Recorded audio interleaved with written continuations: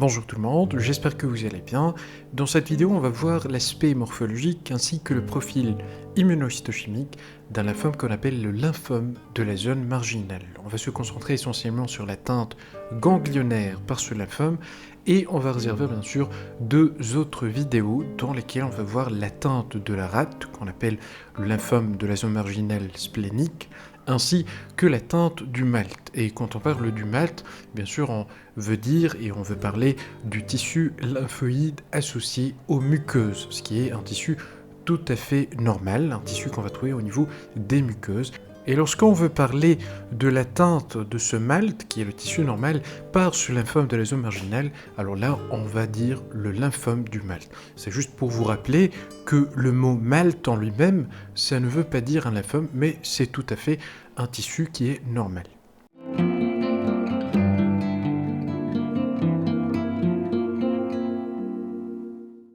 Voilà, donc ceci va être le prélément qu'on va utiliser pour observer l'aspect morphologique ainsi que le profil immunohistochimique, c'est-à-dire les différents anticorps qui vont nous permettre de refléter l'expression ou pas de certains antigènes sur les cellules lymphomateuses de notre entité.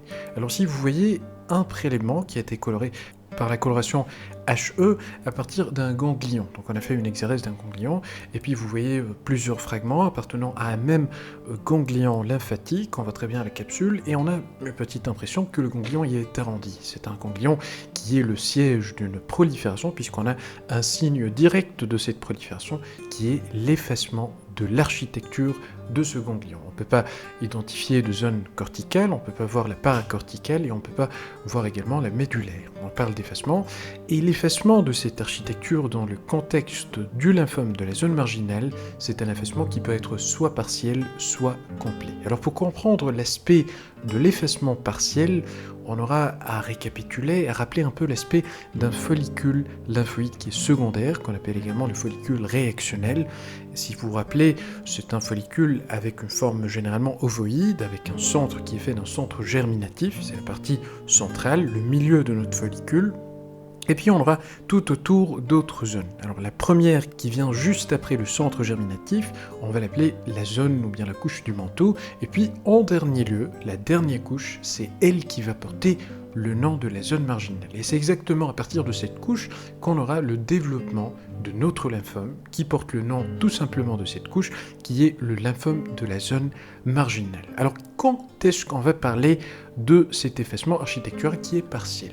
C'est exactement ce qu'on a sur ce prélèvement, quoique c'est pas tellement évident, mais vous voyez très bien ce grossissement qu'on peut apprécier un certain aspect qui est nodulaire. On voit très bien des nodules qui sont accolés les uns à côté des autres, sans véritable espace entre eux, et puis ça rappelle un peu l'aspect de follicule, vu cette forme qui est un peu ovoïde et ovalaire, ou bien même sphérique sur quelques-uns. Alors on va agrandir un peu pour voir que la partie centrale de ces nodules, ça représente en fait ce qui persiste à partir de différents follicules lymphoïdes. Et les cellules qui sont en train de proliférer, puisqu'on avait parlé de la zone marginale qui est en périphérie, et ben elles, et je parle bien sûr des cellules lymphomateuses, elles vont se disposer tout autour, et elles ont cet aspect qui est assez clair. Donc à chaque fois qu'on observe un de ces nodules au niveau de ce ganglion, on va trouver une partie centrale qui est un peu foncée, la partie résiduelle de l'ancien follicule, et une couche qui est claire, qui représente les cellules lymphomateuses. Là aussi la même chose, on voit très bien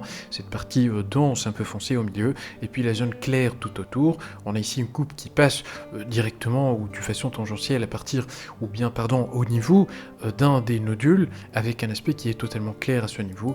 Là aussi la même chose, une partie centrale qui est foncée, et puis tout en périphérie, les cellules lymphomateuses. Et ça, c'est ce qu'on appelle un effacement qui est partiel. Dans le cas inverse, dans un effacement qui est dit total, on aura absence totale des follicules résiduels et on aura tout le ganglion qui va prendre l'aspect de cette prolifération qui est d'aspect clair, et ça va donner un aspect qui rappelle un peu l'aspect qu'on est en train d'observer au milieu, c'est-à-dire l'ensemble des cellules qu'on voit, elles ont un aspect qui est clair. Alors maintenant on passe à un plus fort grossissement pour voir cet aspect clair, il est dû à quoi. Alors on va choisir par exemple ce nodule avec la partie centrale qui est un peu foncée et puis la partie périphérique qui est claire, et là on découvre que la clarté de cette zone, de cette prolifération, elle est secondaire à une abondance et à une clarté du cytoplasme des cellules. Quand on a ces deux caractéristiques combinées, on parle d'un aspect monocytoïde. Et c'est exactement ça le caractère classique des cellules qui vont proliférer dans le contexte d'un lymphome de la zone marginale. Alors quand on passe à un plus fort grossissement, on voit très bien que les cellules qui sont en train de proliférer, c'est des cellules qui sont de petite taille, et ce qui le caractérise en plus des caractéristiques cytoplasmiques, c'est leur noyau à contours irréguliers. Donc la combinaison en fait de ces différents éléments, des contours nucléaires irréguliers, vous voyez très bien cette incisure, ce petit angle qui a été créé aux dépens de la membrane nucléaire, avec l'abondance du cytoplasme qui est d'aspect clair, tout ça, ça fait l'aspect classique des cellules tumorales d'un lymphome de la zone marginale. Donc c'est à peu près le même aspect pour toutes les cellules. Je vous montre les différentes cellules afin d'apprécier le caractère qui est bien irrégulier des différentes cellules tumorales. Voilà.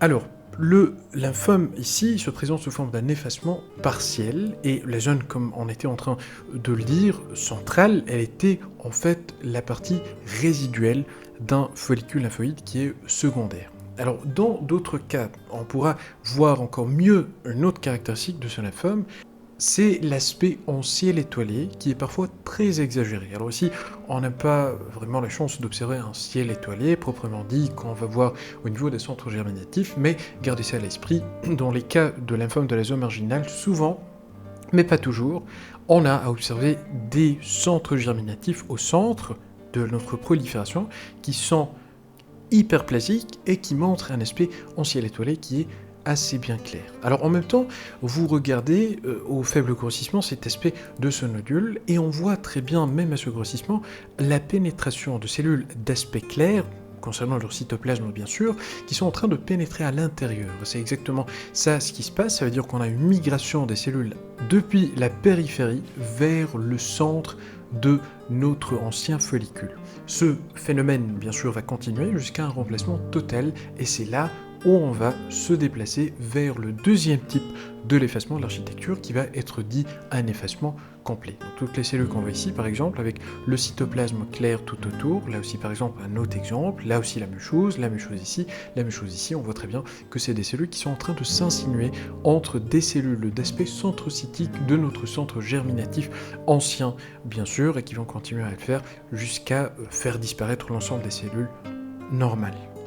Voilà. Alors pour ce cas, on a utilisé un certain nombre d'anticorps, alors notamment l'anticorps anti-CD20 qui va permettre de détecter la positivité de l'antigène CD20 sur les cellules tumorales, ce qui va mettre en évidence leur nature B.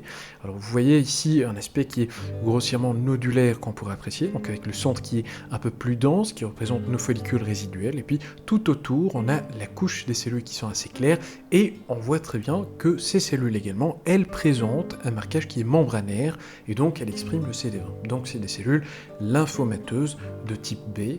On passe maintenant à un autre anticorps qui lui va montrer réellement la persistance de structures folliculaires résiduelles au centre de la prolifération. C'est le BCL2, et comme vous le savez déjà, le BCL2 c'est un facteur, c'est un marqueur qui va être absent au niveau des centres germinatifs, ce qui va expliquer l'absence de ce marquage et la persistance de cette couleur qui est bleue au niveau du centre des structures nodulaires. Alors sauf que lorsqu'on va passer à un plus fort grossissement, on va voir le passage de cellules qui sont BCL2 positives, ça veut dire qui sont tout simplement les cellules lymphomateuses, elles vont migrer à l'intérieur des structures qui sont BCL2 négatives. Alors par exemple ici, on a un joli centre germinatif avec une négativité, donc on voit que la majorité des cellules elles sont négatives, elles gardent une teinte qui est bleue, et en même temps on a des cellules à partir de la couche lymphomateuse de notre zone marginale qui vont pénétrer et vont se trouver à ce niveau au milieu de notre centre germinatif. Donc il y a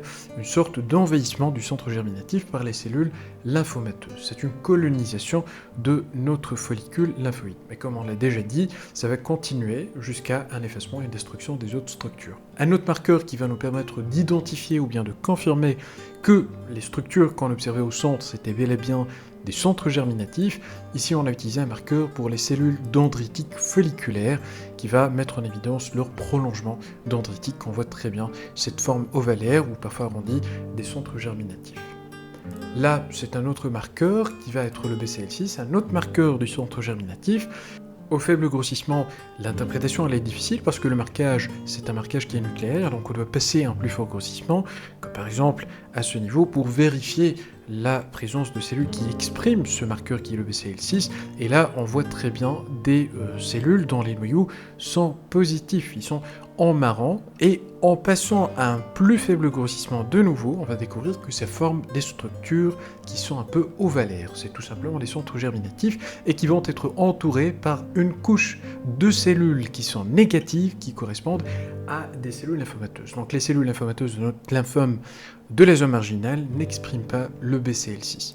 Un dernier marqueur qu'on va utiliser, c'est l'anticorps anti-CD43. C'est un marqueur qui va se trouver exprimé de façon aberrante dans un grand pourcentage de lymphomes, notamment le lymphome de la zone marginale, mais ça concerne uniquement 50% des cas, ça veut dire la moitié des cas des lymphomes de la zone marginale. Dans ce cas, ça fait partie des 50% exprimant cet antigène, le CD43. On voit très bien qu'au sein d'une formation nodulaire, les cellules qui forment la périphérie du nodule, ça veut dire les cellules tumorales, elles montrent une expression de ce marqueur. Et il faut savoir que les cellules B activées, notamment ce qu'on va trouver au niveau du centre germinatif, c'est des cellules qui expriment également de façon normale le CD43. Donc ça, c'est la fin pour la lame virtuelle. Je passe maintenant à une récapitulation rapide. Donc, on parlait du lymphome de la zone marginale et surtout la teinte ganglionnaire. Comme on l'a dit, on va laisser le reste, ça veut dire la teinte splénique ainsi que du MALT pour de nouvelles vidéos. Je vous mets bien sûr en description les liens pour les lames virtuelles. Et puis, il faut savoir que c'est une prolifération lymphomateuse qui prend son point de départ au niveau du ganglion. On ne doit pas avoir de signe d'une atteinte autre que ganglionnaire, notamment pas d'atteinte du MALT ni de la rate.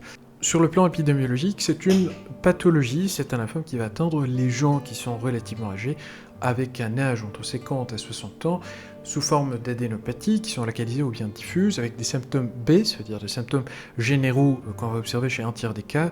La moelle osseuse elle va être infiltrée dans 30 à 60% des cas. Le pronostic il est plus mauvais lorsqu'on a une atteinte ganglionnaire par rapport à l'atteinte du MALT et de la rate.